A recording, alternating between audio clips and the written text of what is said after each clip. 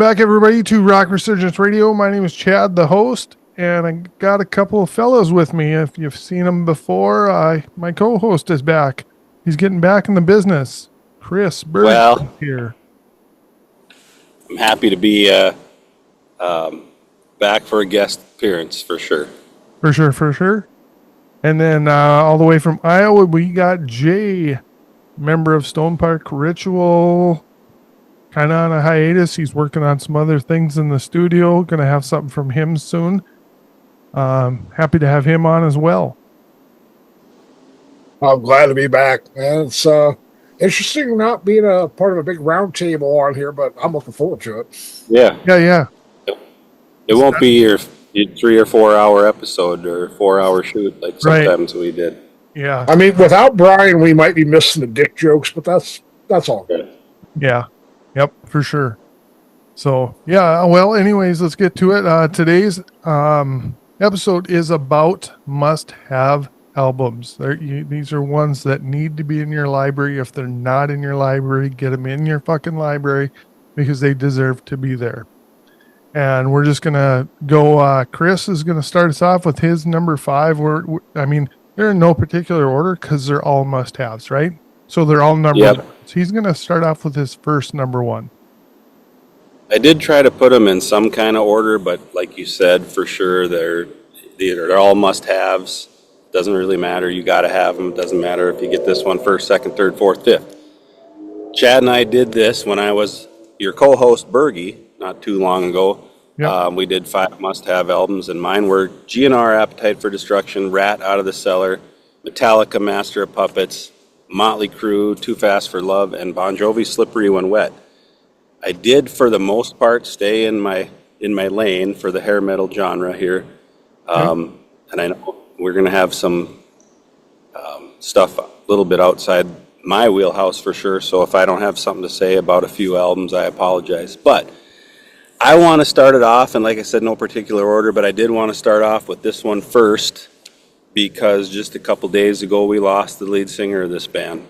I watched Guru had a quick 20-minute episode right after the text came into our Hair Metal Misfits group chat. I think Jason was the one that sent a screenshot that David Roach passed away. He, of course, was the lead singer for my band, and my album that I'm going to pick is Junkyard, their debut album, which came out in '89. I think David Roach was 64 years old. It's unbelievable. I mean, we kind of knew he had cancer and he wasn't doing that great. A few months back, it sounded like maybe he was hopefully turning a corner and things were going to be okay. But cancer fucking sucks, of course. And he passed away we're shooting this on the 3rd of August. Anyway, Junkyard, the debut, came out in 1989. And I'm just going to kind of go through the tracks a little bit, and then I'll let you guys chime in about it. Let's pull this up. Well, Junkyard, of course, I think they formed in '87. Previous members previously in Minor Threat, Big Boys, Dag Nasty. The band drew comparisons with Guns N' Roses, which I never really got that, but I recall talking about this, Chad, with you, seeing Axl in the Metal Edge with his Junkyard shirt on. And that's where I first heard about this band, and it was prior to the album coming out. And I don't remember, I don't think I was watching a lot. Well, I did watch a lot of Headbangers Ball back in the day, in the late 80s. And maybe I saw this on Headbangers Ball, but I for sure saw or heard the video or the single Hollywood. And I'm like, holy fuck, these guys are going to kick ass. And they do. Hollywood's kind of a totally different song on that album compared to some of the other stuff. I guess in my opinion, they're kind of a bluesy, southern-ish rock, straight ahead rock band. So the album kicks off with the first track on it's Blues, and that's kind of a go-to drinking song. There's a spot about 3/4 of the way through the song where you can hear them crack open a beer, and I can think of countless times where me and my buddies sat around and we tried to time that crack and open that beer right when they crack open the beer in the song. Great drinking tune. Hot Rod, second song, and then Simple Man is kind of the ballady. It's not a Leonard Skinner cover. It's just an original. I think it's an original. Yeah, written by Gates and Roach. It says here. Great fucking song. Great. I don't know if you call it a ballad. I guess maybe. Shot in the Dark's another goodie, and then the single Hollywood. Flip over the tape, like Brian would say, because I'm an old fuck. I had this on cassette. Life Sentence kicks off the second side. Just a banger, start to finish. Like every song on this album, there's no skippers to me. Long Way Home, Can't Hold Back, Texas, and then it ends with Hands Off, which is I don't remember if I know we had this on a couple of our episodes, and we talked about the lyrics of, get your hands off my throat, and baby, you gave him head, Anyway, if you haven't heard this album, and I'm sure most of the guys watching this episode know Junkyard and Junkyard's debut, they got quite a few other goodies out there. Their follow-up album to this was great, but they've had a few recently. I think as most recent is 2020. And so rest in peace, David Roach. Junkyard, that's my number 5. Great pick. Great pick. Yeah, I it's kind of funny that I'd seen that list, and then it wasn't but a couple days later that we got that text. And I was like, oh man, it's kind of like me in this Ozzy episode, I mean, I didn't know Ozzy was going to die. I shot it, was in the can. Yeah, it was in the can coming out on Friday, and boom, Tuesday or whatever day it was, we got the thing of shit. I was at work, and I'm like, oh my God, really?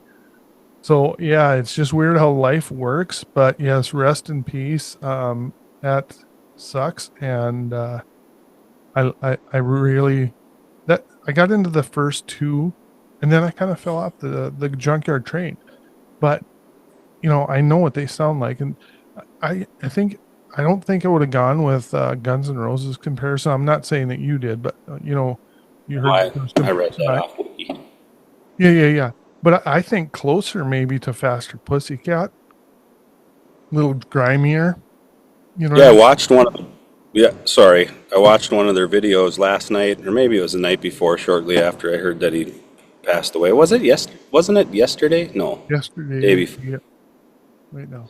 Anyway, so I did watch, and I'm like, I thought that same thing. As a matter of fact, in the video I watched, and it might have been Hollywood. They didn't make a lot of videos, but it was Hollywood, and there's a couple other, like, people doing covers, acoustic versions of Slipping Away from the second album. But David Roach does have a voice similar in that song Hollywood, for sure, to Take Me Down. And he's got a kind of the same similar look in that video. As he aged, he, with the darker hair, shorter hair. Yeah. But he had the blonde, I think everybody had a blonde lead singer back in the day. I think seemed like. But yeah, we picked these 5 albums each, or at least I made my list about a week and a half ago, and then so I had this on the list, and then you hear that news, and I hope none of our other lists jinx anybody, for fuck's sakes. But no shit, right? You got anything to say about this one? I became aware of Junkyard thanks to a buddy of mine back in the day. He used to tape all the episodes of Headbangers Ball. Remember videotapes? Annoying fucking things, but damn were they a lifeline back then if you didn't have cable TV, which I didn't. But he would tape episodes of Headbangers Ball, and then give me the tapes to watch, and they'd get recorded over or whatever. But I remember seeing a video for Hollywood. I'm like, damn, this is just like kick ass. It definitely has a southern vibe to it. But then, fast forward, I ended up finding the cassette tape of it, and I bought it, and I was hooked. Blues is a real great song. Their second album, with 6s, 7s, and 9s, if I remember right. Yep. I found that on CD in a dollar bin, I don't know, 10 years ago. Best and I mean, yeah, it was a Goodwill type store, but I mean, cool release. I haven't heard anything else they've done besides those 2 albums, but I mean, real good, solid hard rock. Yeah, exactly. Yep, that's a good way to say it. A lot of it. AC/DC-ish kind of band. They keep it simple. They do what they know how to do. They don't try to change it, and they just rock, and it's good stuff. Yeah, kind of biker rock-ish, but all their other albums are kind of in the same vein. I mean, there's still a few other. There's. I don't think any of them are quite as good as the first two. There's an EP they put out called Tied and True that I really like, probably mid 2000-ish. And then, like I said, recently they had High Water in 2017, and then a couple after that. But they're all pretty good. I mean, definitely worth checking out. Anyway, sorry, I'm done. No worries. No worries. We move on to Jay with his first of first picks. Back in the early '90s, there were so many great albums came out. A lot of these albums I have written down here. 3 of them come from the time span of around 90 to 94 ish.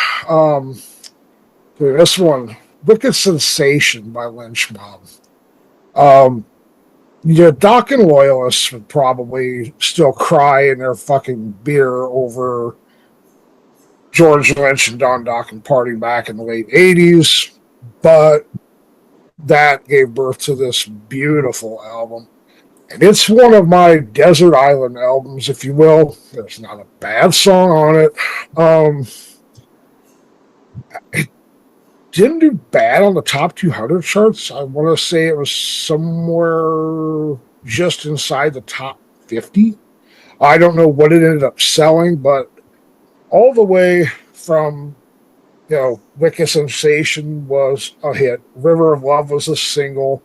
And it's just infectious blues-based hard rock. And how do you pronounce his name? Oni Logan. Oni. Yeah, the singer. Great voice. Yeah. Mick Brown played drums on it. Bass player was Anthony Esposito. Real good at it. You can't go wrong with George Lynch. All I Want is a absolute phenomenal song. Same with Rain. Hell Child. The closest thing to, it's not, filler wouldn't even be the right word, but the closest thing to a not hit, in my opinion, would actually be the last song on the album, Street Fighting Man. That's the only one if I miss that one, I'm not exactly upset by it, but right. It's still a good song. It's just not one of the marquee moments for me on the album. Right. Yeah, good pick. Very good pick. Yeah. I'm a big fan of that album, and I love Oni Logan's voice. And shit, I mean, you can't go wrong with George Lynch. Just what you said. You cannot go wrong with his guitar playing. I've been a huge fan forever because of that. I mean, the stuff he does is just a little, like I always say it like this. He hits these off chords that just sound a little evil. And that's what I like. I don't even know what they call those chords. Yeah, he's definitely got somewhat of a dark edge to his playing. You could maybe contribute that to the blues-based part of his playing, because Jakey Lee's kind of similar in that way. And Same with Mick Mars. Any of those guys that are a blues-based 80s hard rock guitar player, they all got something just a little bit sinister in their sound, in their playing. That's a good way to put it. And those are like 3 of my favorites. I mean, Mick Mars just definitely gets overlooked in that, because he's not as flashy. But, I've just always gravitated towards Lynch's playing, and I just love it. Like, you think back to when they did the one for the movie Dream Warriors, just that beginning just sounds evil, So I love that pick. I love that album. Second album was good too. But that had a ballad on it, Dream Until Tomorrow. And I remember hearing that on mainstream radio. Yeah. I'm a big fan of with a few exceptions, pretty much all of Lynch's solo catalog. Yeah. Um, Sound Mountain Sessions was really good at us. What's the name of the song? Um, Slow Drag Okay. is on that really good tune. Yeah. I mean, a lot. I mean, God, if you had to buy his discography, you'd go broke. Man, he's had so many Yeah, different side projects. It's unreal. So, but yeah. no, Yeah, That I mean, that could be a multi-part episode in and of itself. right. Yep. For sure. the, the second album was just self-titled, right? Yep. Yeah, I thought that was He kind was of a interesting. That different I singer. always, for some reason, in my yeah. head, Robert Mason yeah, was the singer on that one. they Yep. did. There's an awesome cover of "Tie Your Mother Down" on that Mhm. album. I love it. Yep. Anyway, good pick. I don't got a lot to say about him. Yep. Great pick. And like Chris mentioned, when it was his turn, we did this one other time, and my five in that episode were Cinderella Night Songs, Brian Adams' Reckless, AC/DC Back in Black, Bon Jovi's 7800 Degrees Fahrenheit, and DAD No Feel Left for the Pilgrims. I'm going to start this list off with something a little obscure, but in my opinion, it's a must have, and that is Tough Luck. And there's not a lot of information out on these guys. I tried to search and find stuff on them, and there's just not a lot to go off. It consisted of Kenny Monroe on vocals, Dave Scott, who is a fantastic guitar player, Todd Kelly's a fantastic drummer, Kenny Thomas on bass, and James Marino on uh, it says bass. One of those two are guitar, so this website's screwed up. But oh man, and I think from start to beginning, and it's kind of funny. I had this, way back in the day on cassette because I'm an old fuck, and it only had up to 8 songs, and now they released it on Apple Music and stuff, and there's a bunch of extra songs, so I was pretty happy about that. But the original only went through "Going Nowhere," and then but starts off with "Tonight Tonight." "Take It or Leave It" is my favorite song. "Time Will Tell" is excellent. "Sleaze If You Please" is a fun song. It's got some cool like when he's gonna say ass, it just instead of ass, it goes like has a guitar part that goes or something, some weird. Or when they say there's another part where they're gonna say something, a curse word, and then the drums go instead of the curse word. Goes on to "Out on the Run," which is great, and then "Going Nowhere" on the original version. And I don't know, I talk about these guys all the time. It's kind of like Black and Blue. I love this album, and I just wish more people would get into it and just check them out. They do have a movie that they made. It's on, I think you can watch it on Amazon, and it's really, really good. So I don't remember the title of it off the. I think it's just called Tough Luck. I Is it think. just called Tough Luck? I think so. Yeah. So if you get a chance, watch that too, because that was really good too. Did you watch that, Chris? I might have watched that. I can't remember, but it's tough. TUFF Luck. Yep. I'm not super familiar with the band. I know you were super excited when they finally came out on Apple Music, Yeah. and so you shared stuff with me in the past. But I'll be honest, I never gave it much of a chance yet. But I feel like I watched that movie because we were talking about it. Right. And I just happened to, I don't have it sitting next to me, but Jason kind of hooked me up with a guy that he buys records from, and I got the record, the vinyl. Cost me 100 bones, but I got it. So I was pretty proud of that. So I must admit, I have never listened to that, and I am intrigued. I mean, I'd heard of the movie, surprisingly, but not yeah, much else.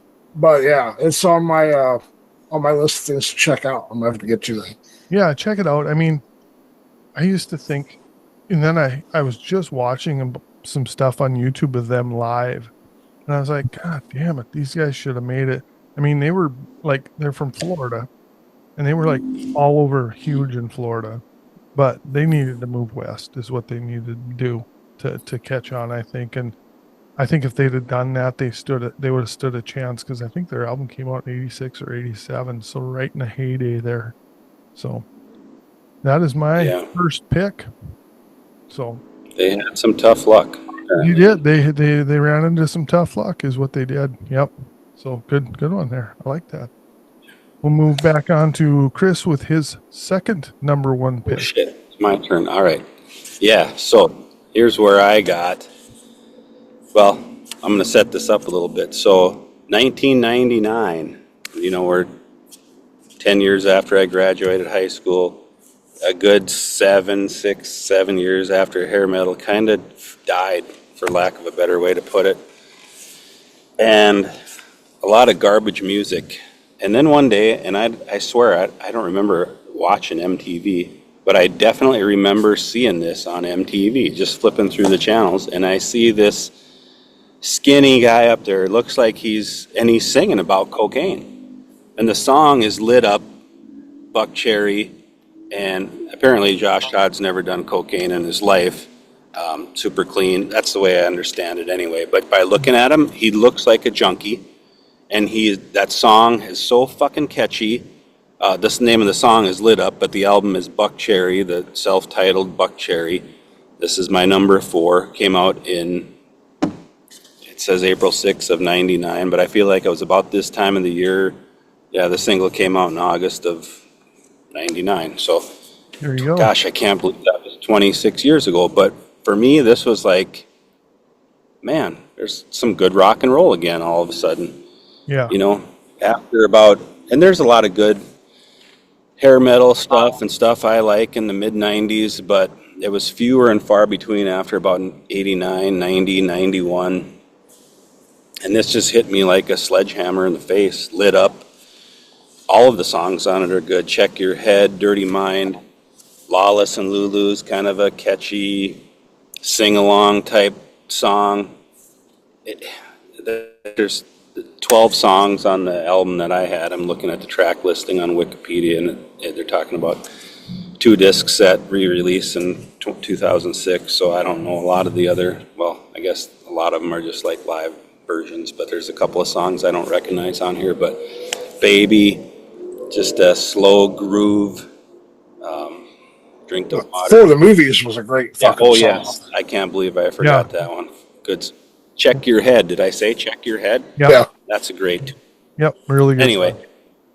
this came out, and to me, it was like on an island compared to everything else. I'm like, I gotta have this. Even though I've never sniffed a sniff of cocaine, and apparently the singer hadn't either. But here he is. Just, I love the cocaine, and the song is just so great. Yeah. It may be a little played out now, not as much as their other huge hit, Crazy Bitch, but that was on a different album. But anyway, that's my number 4. I gotta have this album. If you don't have it, you should. I wonder, he hasn't done cocaine, but I bet you he's done some crazy bitches. Oh, yeah, for sure. For sure. And that Well- maybe that's not true at all. But I'm like, I think No, I'd read that one. that's time. what I've heard. He was sober, Yeah. never touched a drug or anything. But you wouldn't think it by looking at him. Skinny, No. tattooed. Yeah. He's singing about it, man. Yeah. I read Great. that. I read that also, that he's never been a alcohol or drug or anything. So that's pretty Yeah. freaking awesome. But he can sure sing about it. Fuck yeah. I am a huge fan of Buck Cherry, and kind of the same deal where I heard Lit Up shortly after it came out, and in the scheme of what was on music television, VH1, Much Music, MTV, whatever, that was a fucking glimmer of hope for anybody that liked hard rock of an 80s persuasion. 100%. And they ended up having they're still phenomenal today. I saw them a couple years ago with Skid Row. they still put on a great show, and they got a very deep catalog of real good music. You mentioned Crazy Bitch. Too Drunk or something like that. That was a big hit. They had a song called Riding that I think is probably their best song. Have you heard the new one? Just came out. Come on. Yeah. Oh my God, it's fucking fantastic. I mean, it's very AC/DC-ish, but it's kick ass. Yeah, they got so much good music, and nobody gives them much thought. No, they don't. And I don't know. I've talked about this song before. I think it was on one of my Hump Day headbangers, and Josh Todd went on and did a Josh Todd and the Conflict, and they have a song called Rain. Oh fuck! Every time I hear it, I gotta listen to it like 10 times in a row, and it's so good. It's like you're going to church when you're listening to that song. You know what I mean? So if you haven't heard that, check that out too.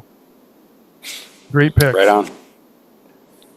On to Jay with his number 2, number 1, second number 1, because they're all numbered. Oh well, yeah. You can see slightly. I have a poster right behind me that I'm kind of pointing to with my thumb. Yep. And if you tell what it is, that would be the Mighty Skid Row, and that's my number 4. Is their debut album. I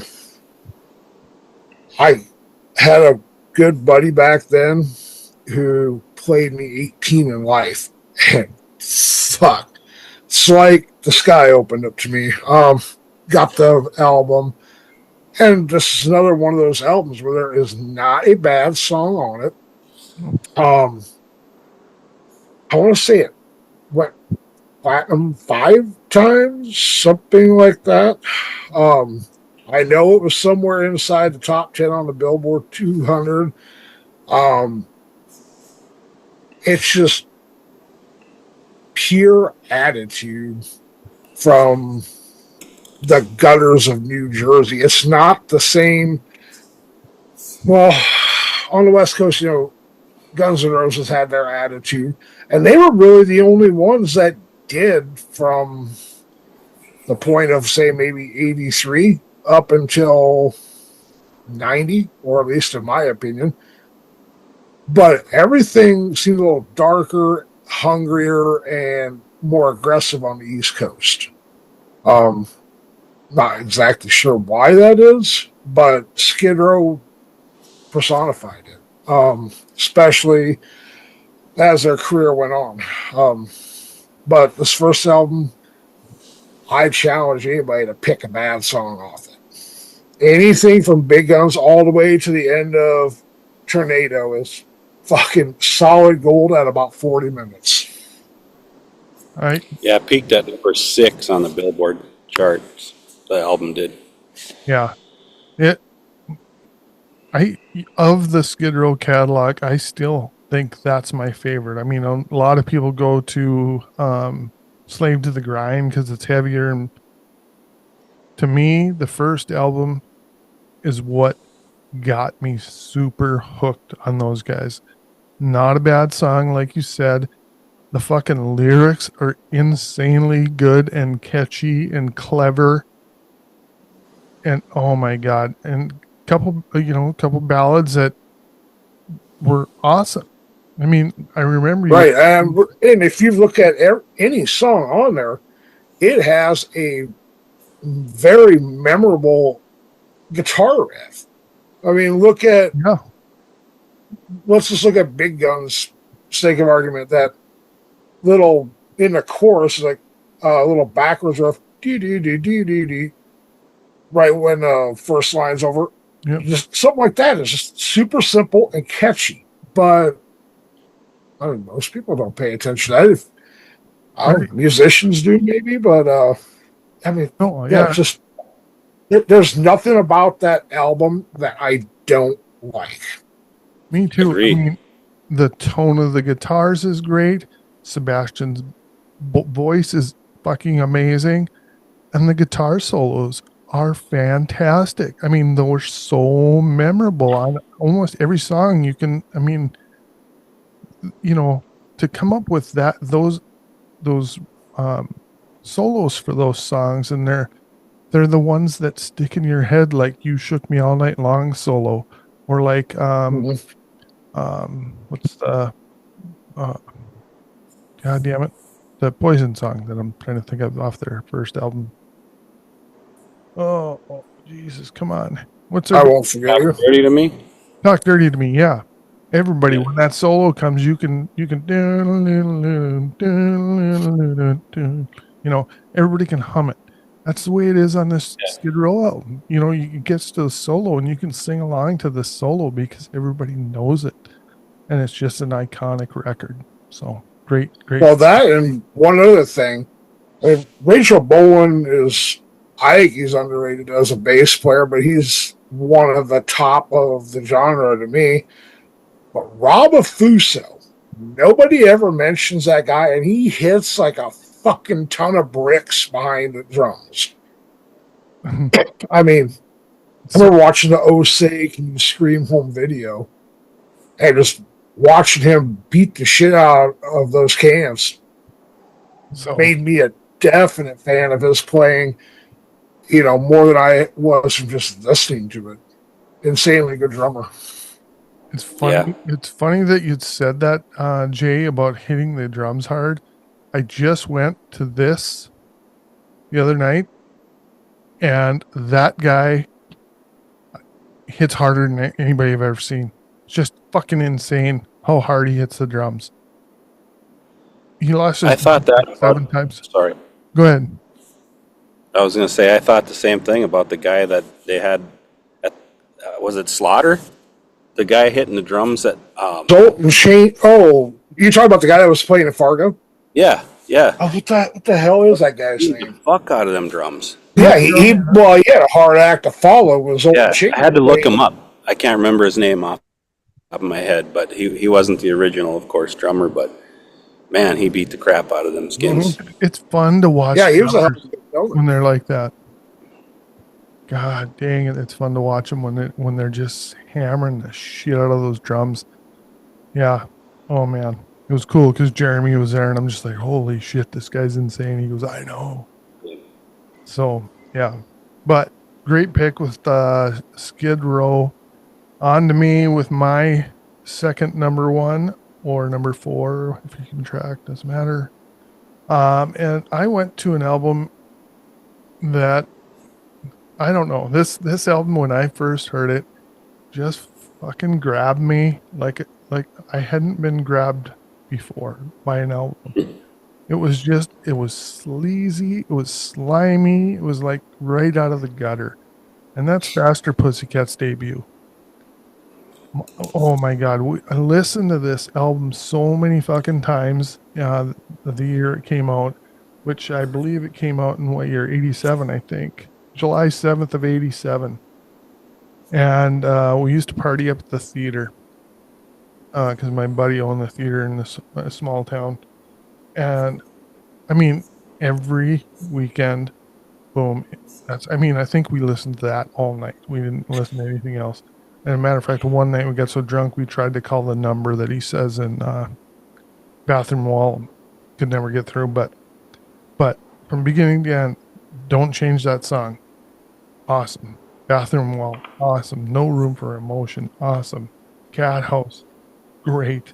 Babylon, what can you say? That's fucking catchy, like, you know what I mean. Smash Alley, it's got that. I always think when I hear that song, it reminds me of the Batman theme. Yeah. Then got Shooting You Down, City Has No Heart, Ship Rolls In, and Bottle in Front of Me. There is not a bad song on there. They're all greasy, they're all slimy, they sound like it was recorded in a goddamn garage somewhere, and they were all drunk when they did it. And I love every minute of it. Yeah, but in a good way. In a good way. Yeah. Yeah. Yep. So, yeah. Ugh. Any thoughts? I must admit, Faster Pussycat might be the band that started the sleaze, but Jesus Christ, if they did, the fucking genius. Yeah. Their first two albums, Oh, yeah. solid. Yep. Wake Me When It's Over is fucking just as good, if not better. Yep. Yeah, I love this album. I almost picked it. I mean, I almost would have picked it had you didn't, for sure. I do like this the best of all of their albums. I think the second one's great. There's some great stuff on the third one too, and there's some singles and rarities or whatever that are pretty good. But yeah, this album, top to bottom, there's not a skipper on it again. Right. I remember getting it, and my buddy Phil had this. Phil, who was one of your subscribers. I don't know if he's watched lately or not, but he used to dub tapes for me. You know, like I'd get one, say, Extreme's first album, and he'd buy this one, and then we'd swap, and he'd copy this one for me, and he'd copy the one I gave him. You know, I think Phil's where I first heard this, and I just couldn't believe it. Yeah, it's brilliant. Love it. Awesome. Awesome. Well, we are back to you, Bergie, with your number 3, if you will. We're back to me. Oh shit. Cut that out. I just hit the wrong fucking button. I was just gonna pull it up. Cut for 1 second. Let me just get this back up. Damn it. Wrong fucking button. Anyway, so here's where I got. I just mentioned Extreme, and I bought the debut, and whatever. Yep. But the second one is the one I'm talking about. And I do love the first album, but the album I picked is Extreme 2, Pornograffiti. Pornograffiti is a blend of the words pornography and graffiti. And there was some little debate about, is it pornograffiti or porno graffiti? But it's, when he sings the song, it's all I hear is pornograffiti. All I see is pornograffiti. So I'm going to go with that is the correct pronunciation. But I remember hearing this album the first time, and it's every song has a little bit something different to it. There is no cookie cutter mold, or it's not all one genre almost. There's Yeah, Extreme has zero fucking formula, and that's what makes it beautiful. Yeah, and almost right away I thought, this man, in 20 years, 30 years, 40 years, people are going to look back and this is going to be one of the classics. I don't know if we've got there quite yet. I mean, for me, it is. Yeah. 13 songs on the album, I think, right away, just Decadence Dance. I'm just going to kind of skip through. Of course, everybody knows More Than Words, Money, and God We Trust.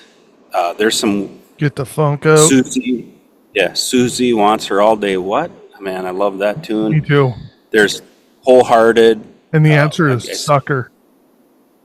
Yeah. When I First Kissed You is almost like a Frank Sinatra song or something, or just He-Man Woman Hater, that solo at the beginning that Nuno plays, the Flight of the Wounded Bumblebee or whatever, just wailing on it. Like, I wish I could play a guitar. I can't.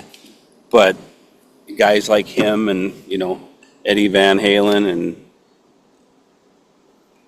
George Lynch, we were just talking about, if you could pick up a guitar or an instrument and make those sounds that those guys make, it's unbelievable to me. But this album, top to bottom, I think you got to listen to it all the way through multiple times before you're like, I think the first time I heard it, I'm like comparing it to the first one. But after a few listens, I was like, yeah, this is going to go down as a classic. So that was the first Extreme album I had actually heard. So I mean, it took me years before I went back and listened to the first one. But yeah, you listen to this album top to bottom, and I mean, unless you're a guitar nerd like me, it takes a while to sink in just what the hell Nuno is, what he can do. I mean, the dude is, I mean, I will catch hell for this, but I'd die on him out. I'd say he's better than Eddie was.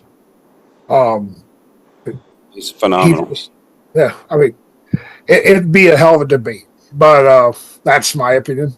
Yep. Great song, great guitar player, great album, great band, Yeah. excellent. Yeah, I think I saw Kid Ego on MTV go out and buy the first album, but I love that album too. That one's a little more or less like all over the place. It's a little more straightforward, but I really love that. But I had to pick this as one of my must-haves because if you were going to pick one extreme album to have, it's probably this one. For Mhm. sure. 100% agree. And I don't think I'll die on that hill, but he's in my top 3 for sure. And he's probably number 2. I'm just an Eddie guy. The things he Yeah. does just I mean, different. Ed Van Halen is the reason why everybody like Nuno happened. I will Yeah. definitely not disagree with that. It's just from the perspective of I can play a few Van Halen tunes, and aside from like Wholehearted or More Than Words, I can't play anything that Nuno fucking does. decade. So from that standpoint, yeah. I would say that he's not the innovator that Ed Van Halen was, but Right. he is Technical. extremely proficient at it. Yeah. And Nuno is so fucking good. It is, yeah, it's hard. I mean, him and Eddie neck and neck, but I give Eddie just a little bit because of the innovation that he did, creating his own guitar and all that stuff. But as far as this album goes, 100% agree. It is so good. And the guitar work on it is amazing. And yes, he does shit on there that I'm just like I don't know how the fuck you do that. I mean, I think if you played Decadent Dance at half speed, I don't think I could still do it. Yeah. It's fucking stupid. Yeah, there's songs we didn't talk about too. When I'm President, Little Jack Horny. Yeah. Yeah, It's a Monster. I can't believe I didn't bring that one up. Yep. Yeah, good stuff. Yeah. Okay, Yeah. I'm Great done. pick. Great pick. Jay, you're number 3, or whatever. Third one. Yep, Well, third one. Earlier, Bert, you talked about, you kind of stayed in your lane with, picks on this stuff. I don't have a lane. I got a fucking freeway. And that in mind, if it's got groove and if I can lock into what someone does, I'm a big fan. My number 3, or my third number 1, if you will, Alice in Chains Dirt. Came out in 92.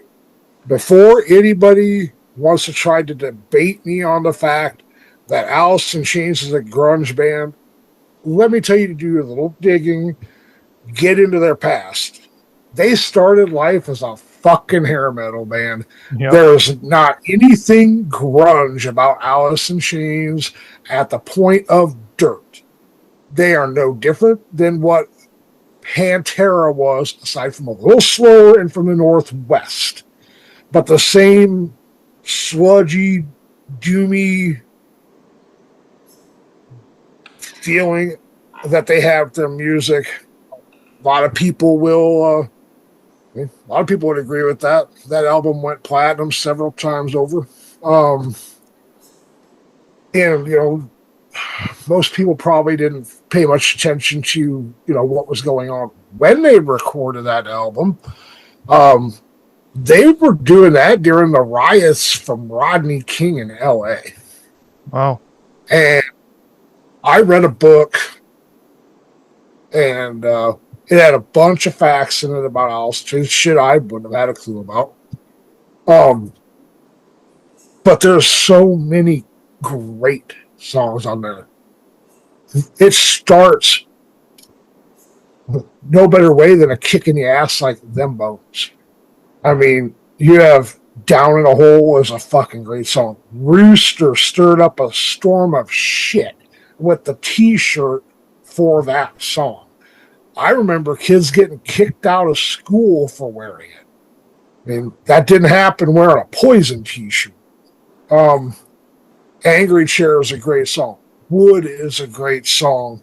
It's just solid as shit. And it's all got groove. And one thing that Alice in Chains doesn't get mentioned with frequently, it has a hook. It has a melody. That's what separated them from every other asshole band in the Northwest. Alice in Chains could write. They could play their instruments.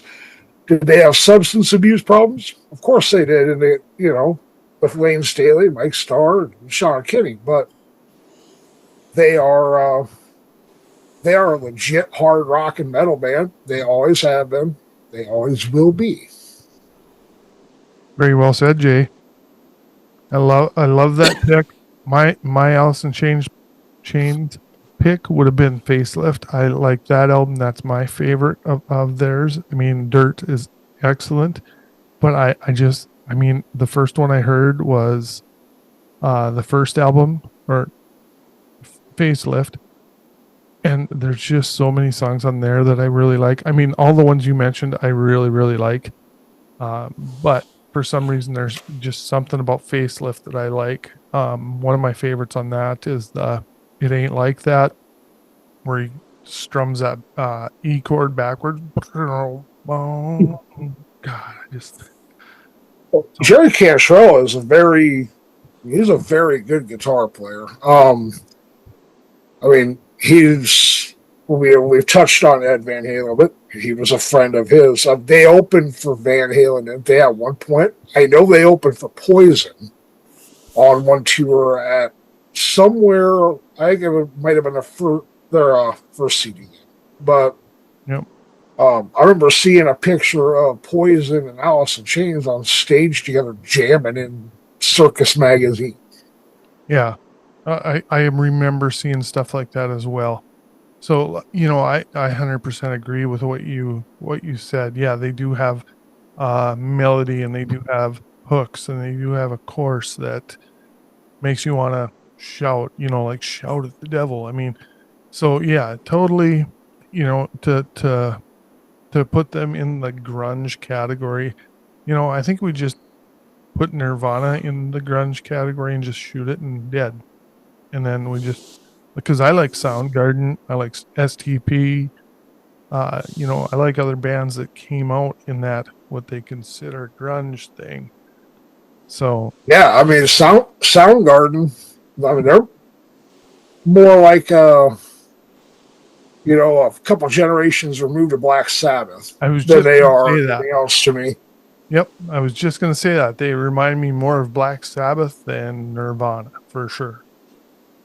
So I'm pretty sure that, so I'm with Jay. I like Dirt way better than, actually, Jay didn't say this, but I like Dirt better than Facelift. But I remember Man in the Box came out on Headbangers Ball, alongside of, maybe the video before it was fucking Poison or Skid Row or whatever. But Right. I got that. I went out and I bought that cassette, and I bought it I'm like, oh, for an extra $5 or $6, it came with a video cassette.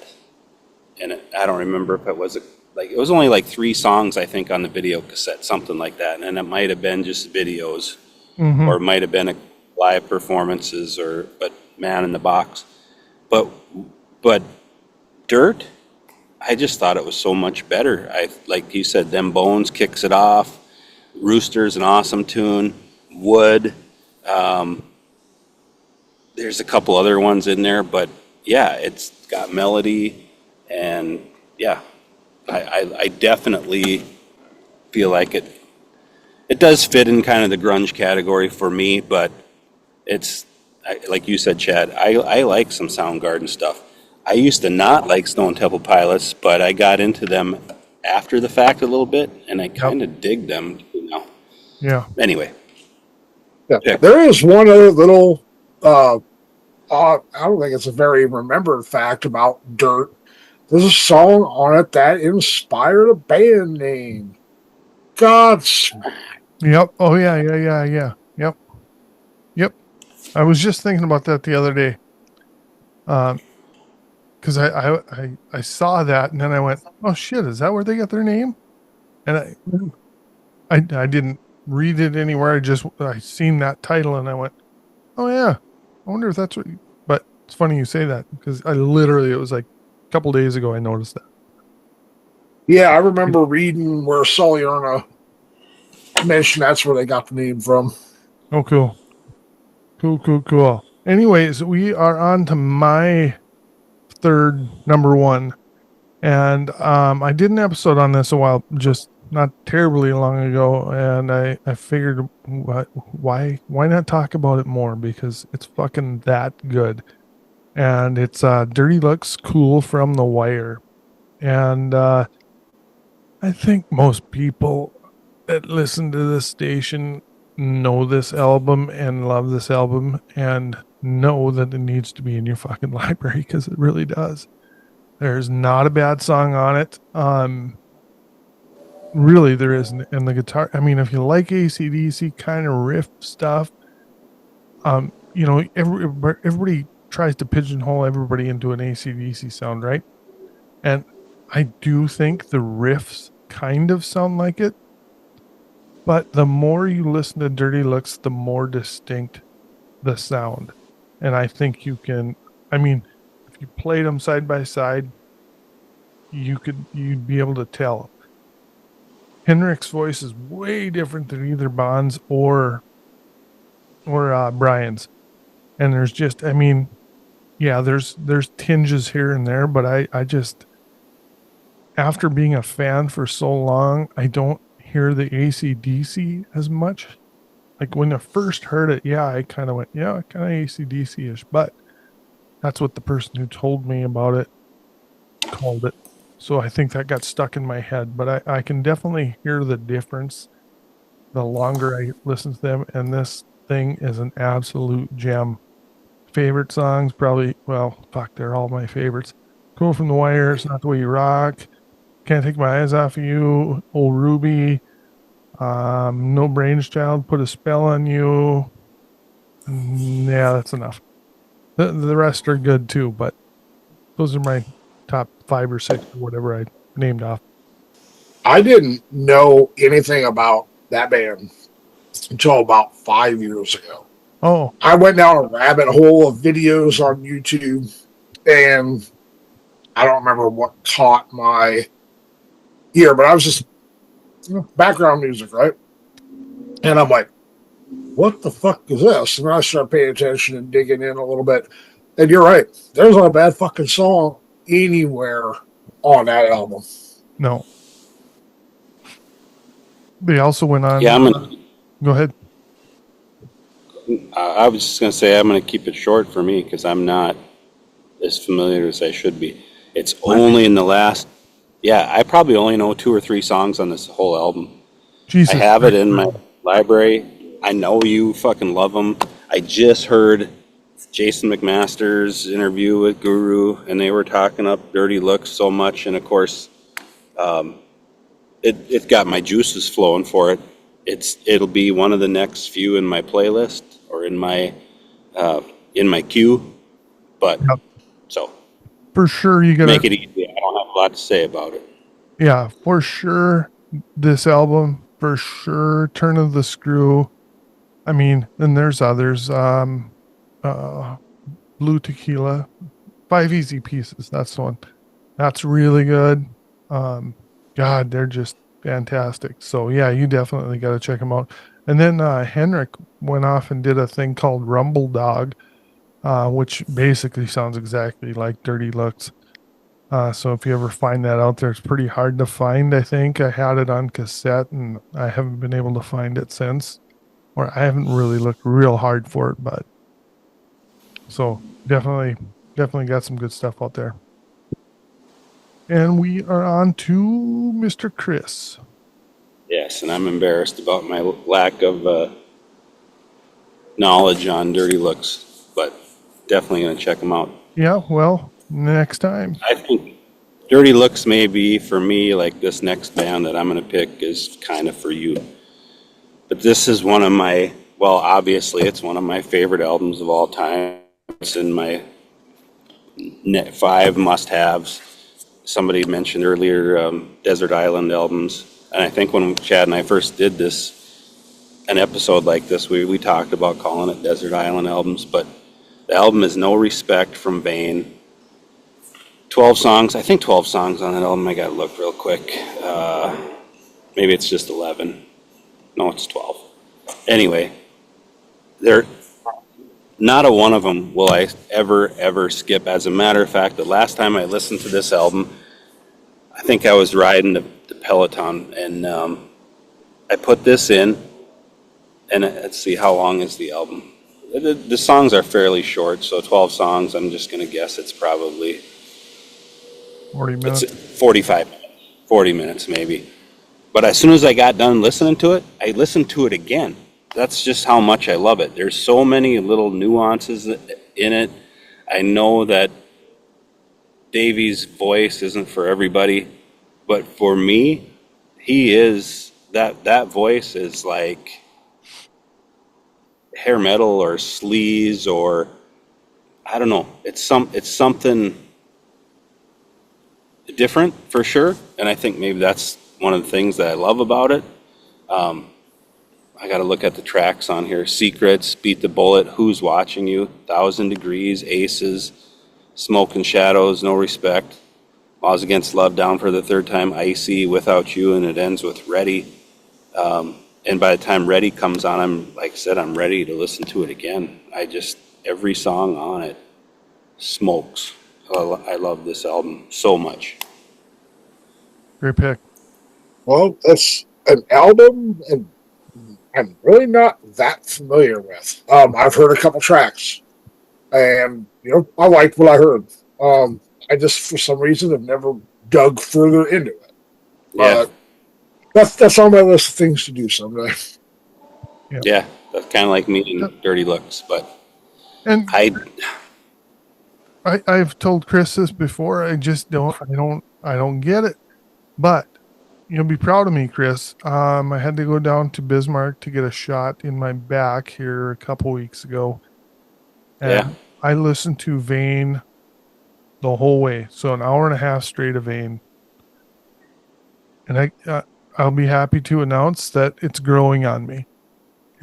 Music is so good. It's just his voice is a little different, and it's hard to get used to. But I'm getting used to it, and I'm liking it. Like, it's not like Rush for me.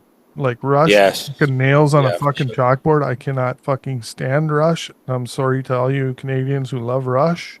I just can't. That just gives me more respect for you, man. I fucking hate.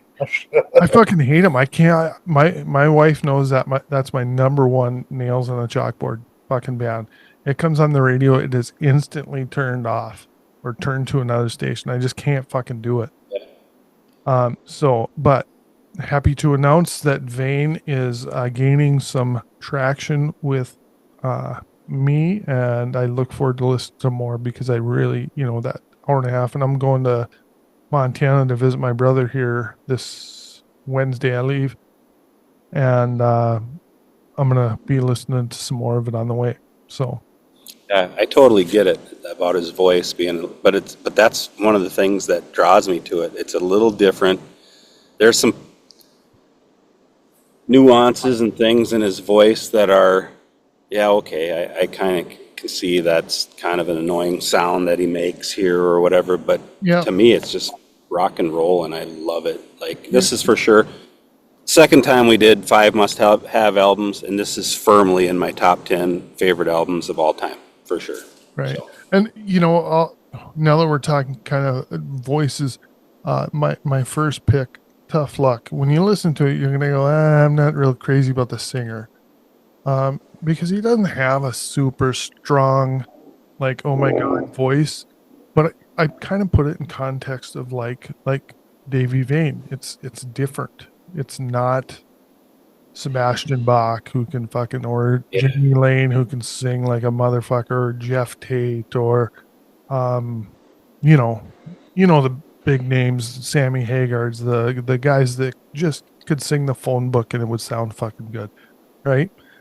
But it works really well with that band.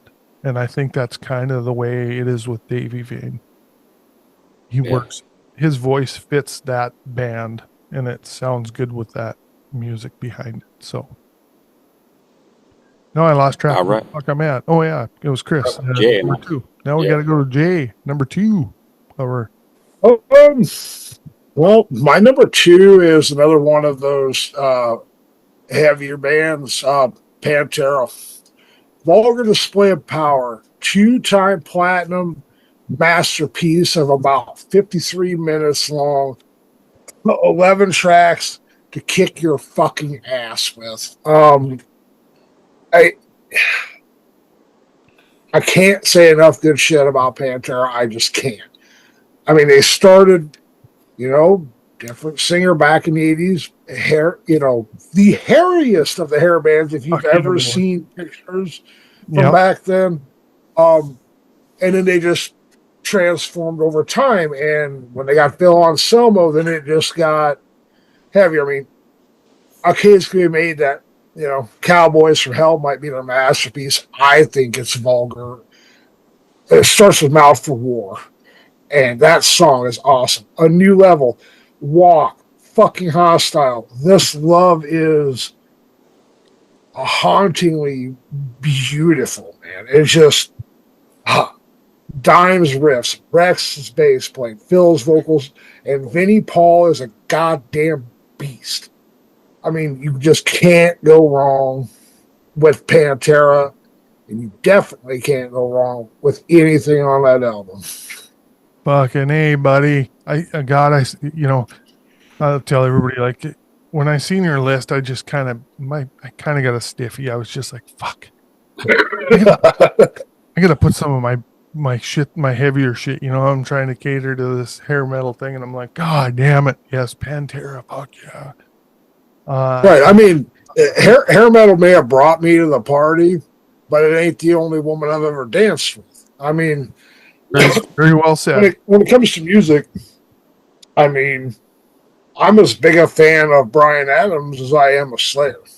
So if it's of a hard rock and metal persuasion, if it has groove, if it has melody, it's got to have a hook, it's got to have some feeling to it.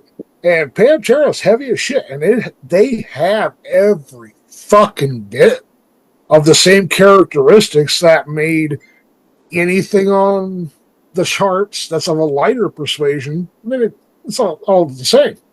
They just happened to be from Texas and did shit their own way, and God bless them for it. Right? Vulgar Display of Power is insanely good. Holy fuck Cowboys from Hell is great. And it was great because I saw them open for Skid Row in Fargo, North Dakota. I know this fucking blew my mind. I was just like, holy shit. And then Vulgar came out. That was a little heavier than Cowboys from Hell. Then Far Beyond Driven comes out. That's heavier than the last one. Then was it Reinventing the Steel comes out. I mean, yep. And then they got fucking heavier, and oh my god, just after my wheelhouse is Cowboys to Far Beyond Driven. Those three, those are my ones that I just fucking would die on. Reinventing was okay, and it just those 3 albums by Pantera are just masterpieces.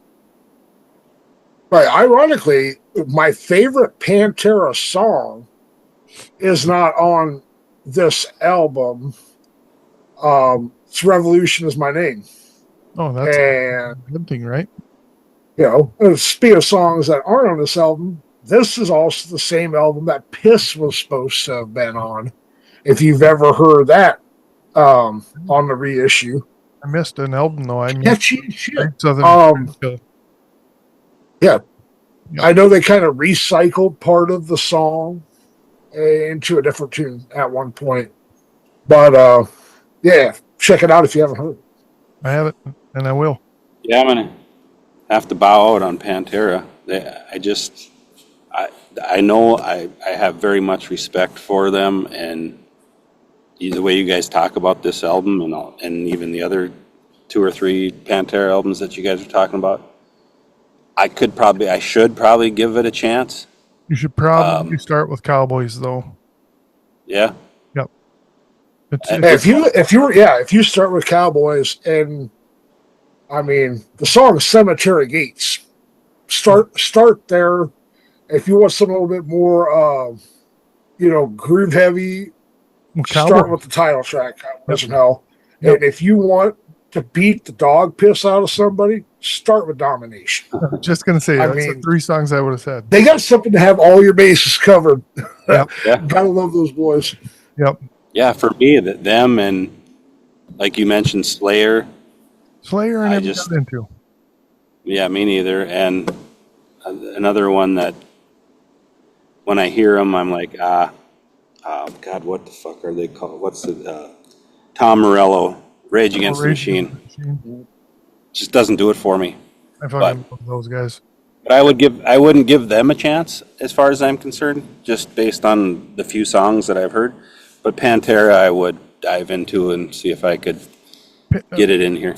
Pantera's a heavy Rage is more of a they're politically charged, and they got rap lyrics kind of. Yeah. I know you wouldn't like that.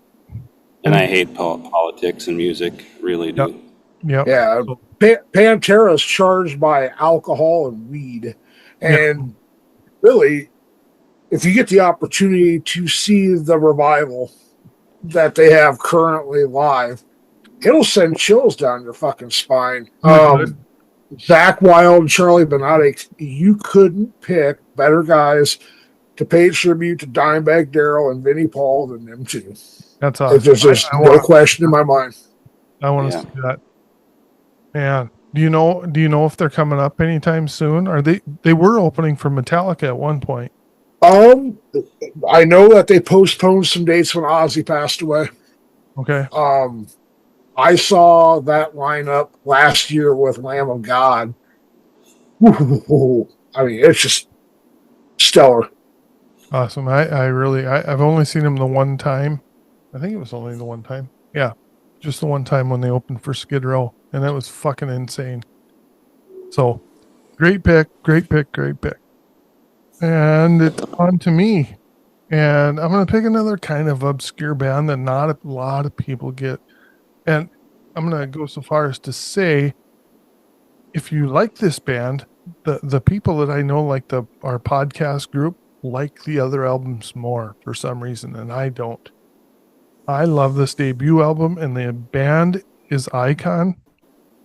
And this fucking first album, it's self-titled, came out on July 7th, 1984.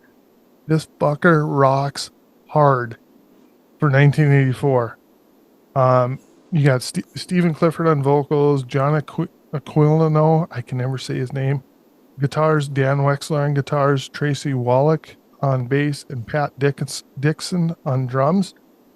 And it starts off with Rock On Through the Night and goes through It's Up to You, and that's a slow song, but it still kicks ass. My favorites are probably On Your Feet.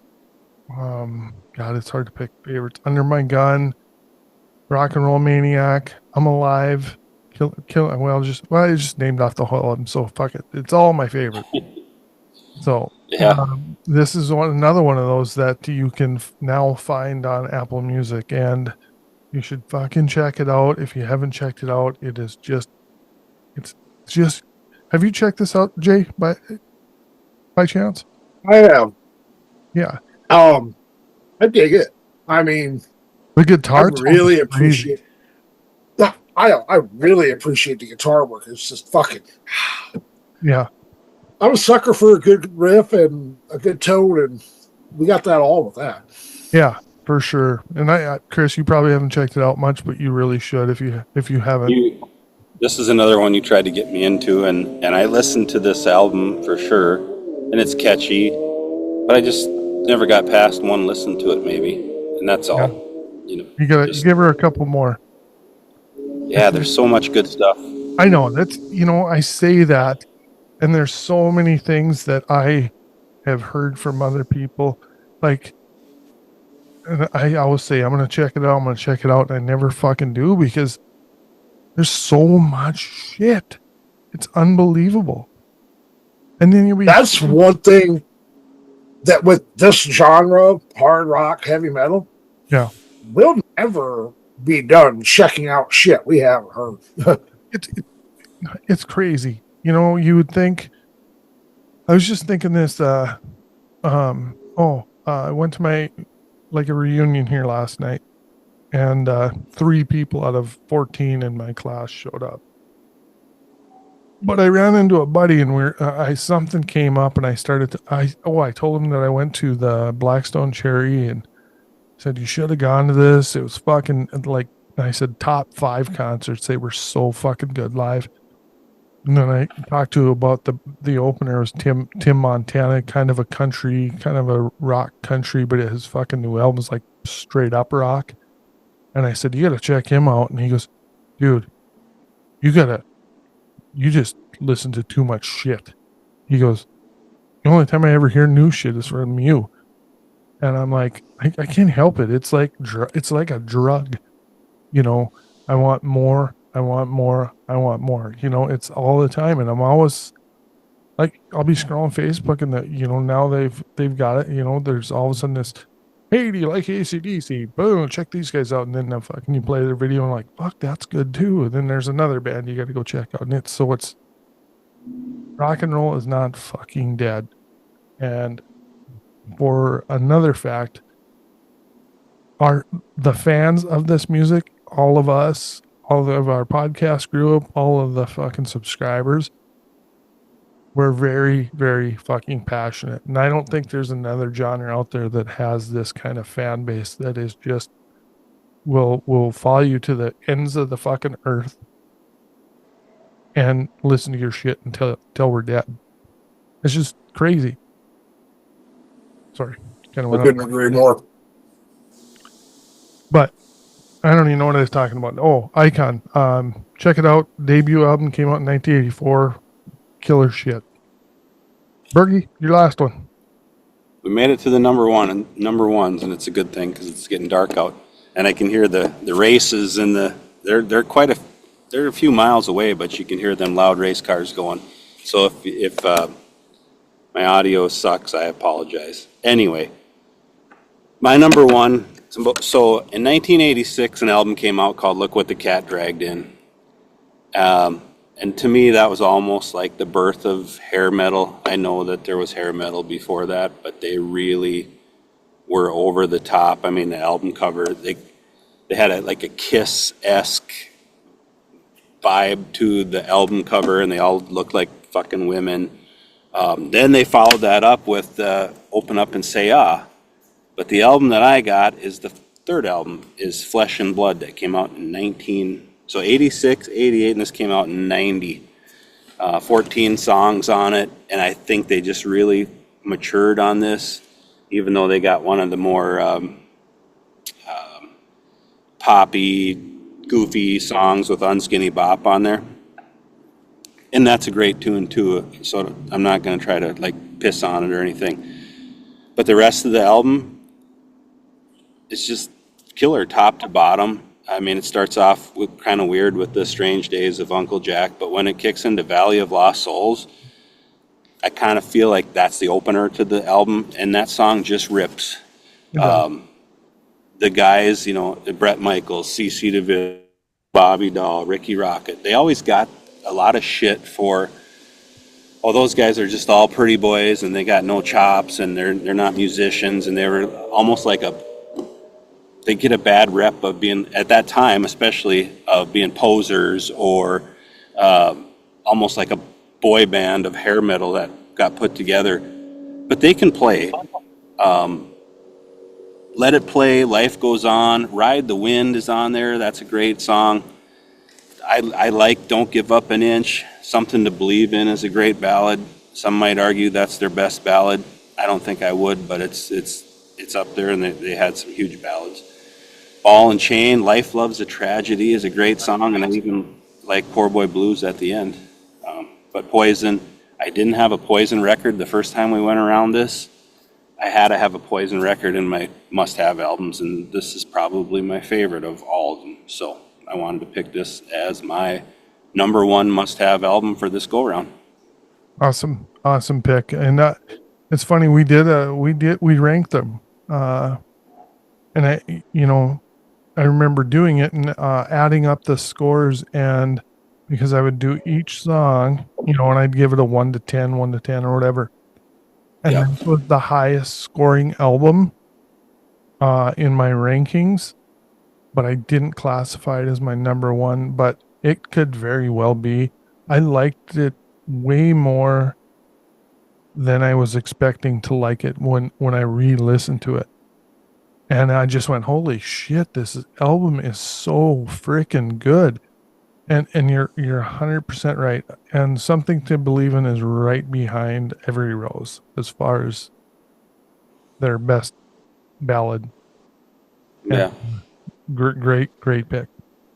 I can't remember what I picked or where I had ranked the Poison albums, and I might have had even open up and say, higher than this. But I think overall, just the quantity or the quality of as many songs as there are on this album, if I didn't pick this as number one, I probably should have. Anyway.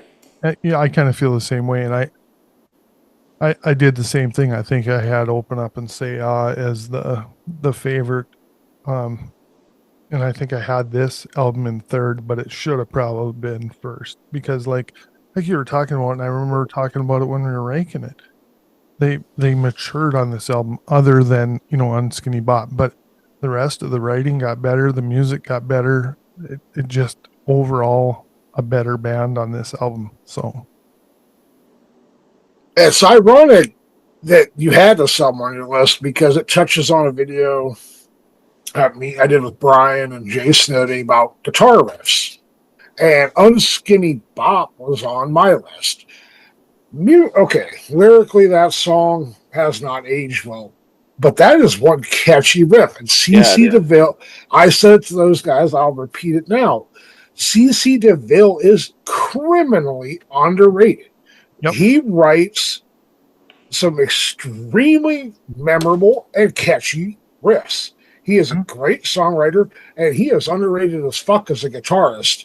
If you take away his off-stage antics, the bozo hair, the shit that happened at the MTV Awards when he was coked out of his mind, strip all that away and look at him as a musician. He is a difficult guitar player to emulate. And rhythm-wise, not so much, but his lead stuff is very unique. Yep. Super. I'm a huge fan of that album and of that band. I am. Yeah, and like you said, CC DeVille is criminally underrated as a guitar player. The stuff he comes up with is super catchy. His solos are incredible and memorable. Yeah, I mean, he should be, higher up on everybody's list, but there's just so many people that can play, but he often gets forgotten. But if you hear his song, you'll always remember his riffs and you always remember his solos. And he had just a really neat, different tone than everybody else, which was cool. So great pick. Jay, what do you got? Shout out to Devil. You cannot go wrong with 80s Motley Crue. And while Shout Out to Devil was not my intro to the band, it might be my Theater is probably my favorite album, but as far as looking at it as essential, you can't deny it's Shout Out to Devil. 4-time platinum beast, and even the little songs like In the Beginning and God Bless Children of the Beast, if you recount them, there's still not a bad damn second on that album. Mm-hmm. The song Shout the Devil is an anthem. Danger is an incredibly forgotten about song that I don't know why they've never played live. Granted, they probably couldn't pull it off vocally currently, but That's a different discussion. Yeah. Looks That Kill, I mean, speaks for itself. Yep. Knock 'em Dead Kid could be my favorite Motley Crue song on any given day. 10 Seconds to Love, Red Hot is, I mean, Red Hot's borderline thrash metal. Listen to Tommy Lee play drums on that bitch, and I mean, it sells itself. Yep. But the imagery that they put forth with that album, it should be memorable to anybody and essential and unforgettable. Yeah, that run of songs on the side too, with Too Young to Fall in Love, Knock 'em Dead Kid, and 10 Seconds to Love, are probably the best 3 fucking songs in a row on any album that I can think of. Unreal. Good. Yeah. Fucking fantastic. It was my all-time favorite album for a long, long time until I learned about Metallica. So, but let me say this. I've talked about this before. When I first heard it, it scared the shit out of me. That thing in the beginning and then jumping into Shout, it scared the shit out of me. But you are 100% correct. My favorite Motley song of all time, and I got a episode coming out on Friday. But it's yeah, well, spoiling it, whatever. No, because this will come out afterwards. But it's perfect time to plug it. Huh? Perfect time to plug that episode so that people go back and watch it. Yep. Yeah, you got to go back and watch the Motley Crue episode. But Too Young to Fall in Love. Fuck, I love that song. I just love everything about it. I love the riff. I love the drum at the beginning, just the way it kicks in, and I just love it. And Mick's playing on that. Well, just fucking fan. Yeah, Mick is another one of them guys that gets zero credit and virtually no respect. Mick Mars he's my, hands down, he's my hero. He is my favorite player. He comes up with so much insanely catchy shit. A lot of it is very simple, but his solos are incredibly memorable. I think my favorite guitar solo of all time is probably from Home Sweet Home, more so recently than back in 85. Like when they slowed the tempo of the song down a little bit live, it gave me chills. And people are like, Home Sweet Home? I'm like, yeah, Home Sweet Home. I mean, forget about Vince Neil's vocal issues. The fucking songs that Motley Crue wrote back then sell themselves, and they still do today. Yep. They are still just as memorable. Who gives a shit? At least they're still out there trying, even though it's to mixed results. Right. Have you checked out Mick's solo album that he did? I love it. Undone is a fucking heavy as shit. Yeah. Uh-huh. Yeah, I like it. I'm hoping he gets, another album out. I'm looking forward to it. Yeah. I liked his lineup of musicians he had playing with him on that album. Yeah. I mean, the album he put out is 100 times better than anything Motley's put out with John 5. It hands down the best thing Motley related since the 94 album. And it's not even up for debate. Right. Cool. You got anything, Chris? I don't. Okay. Can't say much more about it. It's awesome. Well, we're on to my final pick, and I just had to include an album, and I think I could have picked a different album, but I don't know. I just picked this one despite a certain song being on there, and the band I picked is Warrant. And the album I pick is Cherry Pie. And I know Cherry Pie gets a lot of grief and all that stuff. But man, when that came out, that was catchy as shit. And everybody was fucking singing. I don't care who you were. But that album is straight up gold beginning to end. I know some songs are overplayed. Cherry Pie's overplayed. But the rest of it is insanely good. Uncle Tom's Cabin, I Saw Red, Bed of Roses, Sure Feels Good, Love and Stereo, Blind Faith, Song and Dance Man, You're the Only Hell Your Mom Ever Raised, Mr. Rainmaker's my favorite fucking Warrant song. Train, that was great in concert when I saw him on the Blood, Sweat, and Beers tour. He made that song like 15 minutes. He was drunk as shit, but it was so cool. And then you got Ode to Tipper Gore, and that I think that was the end of the album. And then they came out with a different version that had Sin Disguise, which should have been on there anyway. But fucking Cherry Pie is just one of those albums, and it still holds up to this day for me. I find anytime I find myself trying to think of what I'm going to listen to, I throw on Warrant. I'll throw on, because we did that Warrant Top 30. I throw that in and I hit shuffle and I go. And I just fucking love Warrant. I mean, I could have picked first album. I could have picked Dog Eat Dog. I could have picked fucking Ultraphobic. The only one I wouldn't pick is Belly to Belly. But, I know, Patrick, take it easy. It's okay.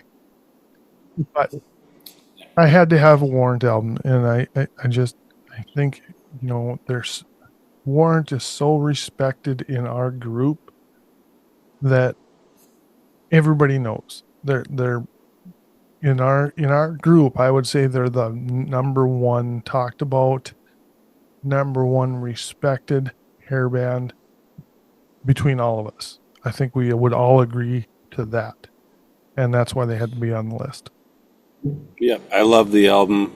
Matter of fact, it was in my short list. So if we do honorable mentions after, that one would have been in there. Skid Row's debut that Jay picked was in there.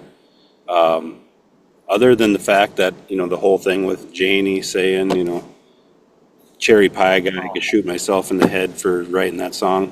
Yep. Fuck that. Still a good song. It's not, there's 11 songs on there if you don't count the Ode to Tipper Gore, which makes me laugh my ass off every time I hear it. I know, me too. I want you to scream the hair off your nuts. I love that. That's Anyway, the other 10 songs, top to bottom, just are fantastic.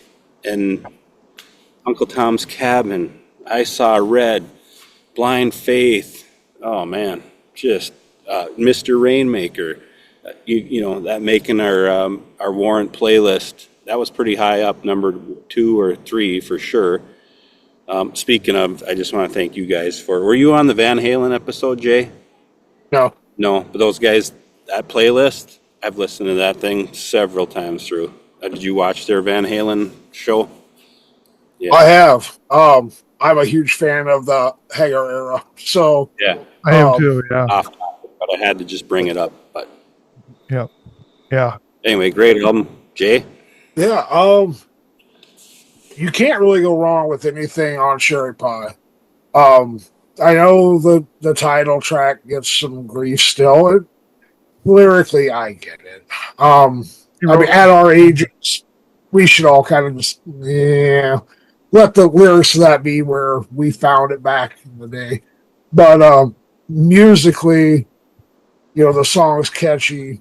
The rest of the album is gold. Blind Faith is probably my favorite Warrant ballad, actually. So good. I'm with you on Mr. Rainmaker. That song, how it wasn't a single, I don't. I love it. And I know, nobody wants to give Eric Turner or Joey Allen any credit because Mike Slammer played some stuff on the first 2 albums. Not everything, but some stuff, and they don't deny it, and he doesn't deny it.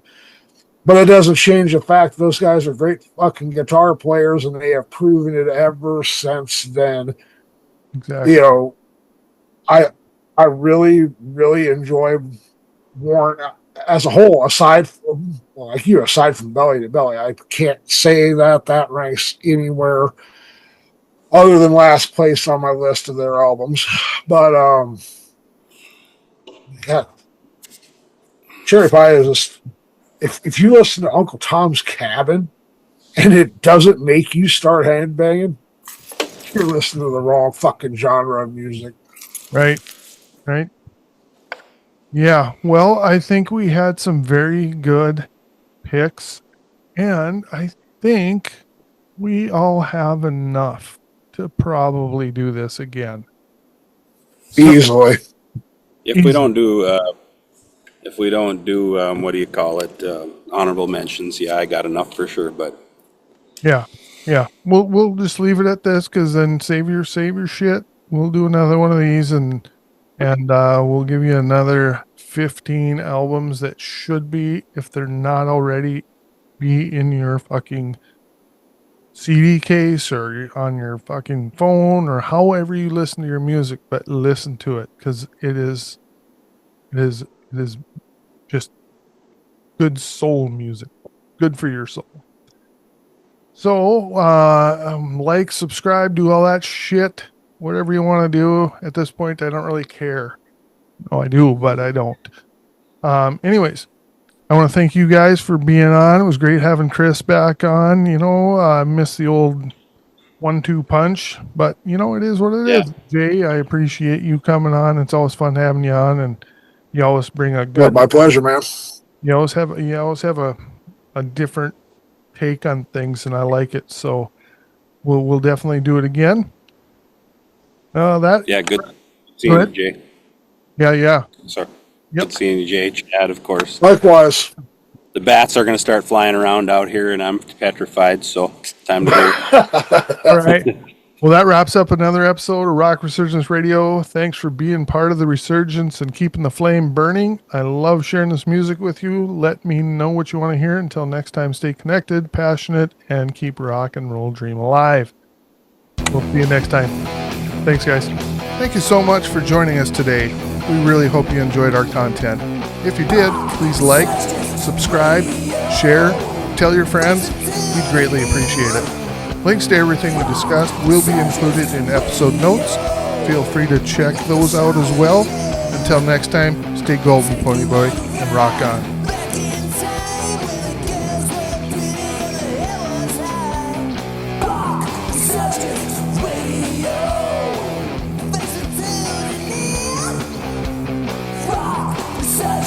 Radio.